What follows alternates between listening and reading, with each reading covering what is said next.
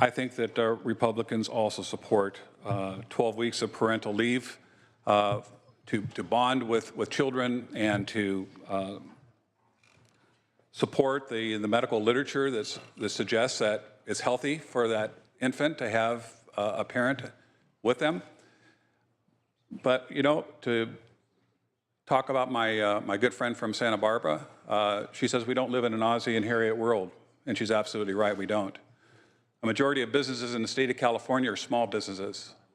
And these small businesses, my friend, are in a pot of boiling water like a lobster, except we start with a flame low, and we start adding more taxes, turn the flame up. We start adding more regulations. You look at the gas taxes, you look at a potential single-payer health care tax, more regulations telling utilities what they can and can't do, increasing the price of utilities. My friends, we hear about businesses large that flee the state. You just heard about Nestle that's leaving Los Angeles, and they were very clear about why they were leaving, because of the business climate in the state of California. My friends, what you don't see is the small businesses that are fleeing the state. And in the time that I spend in my district, I hear about people that are packing up. They're taking their businesses to Nevada. They're taking their businesses to Arizona. They're taking their businesses to Texas. And yes, I hear on the floor, well, why do we still have the 6th largest economy in the world? Well, we can thank Silicon Valley for that, and we can thank Hollywood for that, and we can thank agriculture for that. But let me tell you, my friends, we are not going to profess that we have that kind of an economy in the next 5 years if we keep passing these job-killing legislative pieces. Certainly, if you're a business of 50 or more, that you have the talent and the capacity to hire someone to give somebody the right to be with their child.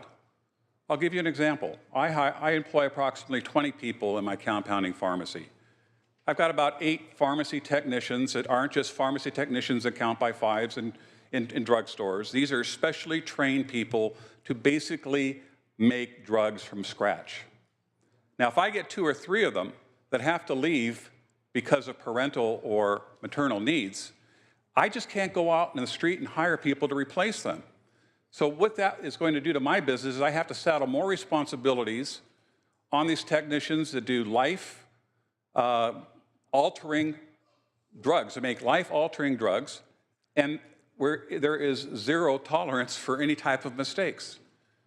We have nursing ratios. We have other ratios in the state of California. And she talks about the small business majority. Who the heck is that? All I know is if you look at the opposition on this bill, it names just about every chamber of commerce representing about every district here on the floor of the Senate.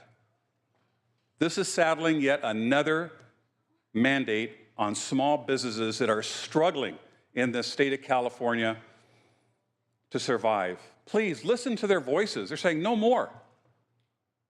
The bottom line is if we keep doing what we're doing on this floor, year after year, more and more are going to leave this state. And these people that want to get parental leave from their employers aren't going to get it because their employers aren't going to be in this state anymore. They're going to leave. There becomes a tipping point, my friends, and I believe that tipping point, that threshold of no return, is going to hit the state of California very soon. I would do anything we possibly can to help employers provide this kind of a benefit, which I do think is important. But if I'm an employee working in a small business, I need to have a discussion with my spouse and talk about how are we going to afford to take 12 weeks off and how am I going to be able to do this without jeopardizing my employer and his vitality and viability to stay in business. There should be thoughtful processes going on instead of government telling the businesses how to run their businesses. They're getting sick and tired of it. And sooner or later, they're going to be gone. So just keep pushing the envelope. For those reasons, I support parental leave. I support parental leave. But I don't support saddling our businesses with no options to pass a law that mandates that they comply to their detriment and to push them over the edge into going into another state or even another country. For those reasons, I recommend a no vote.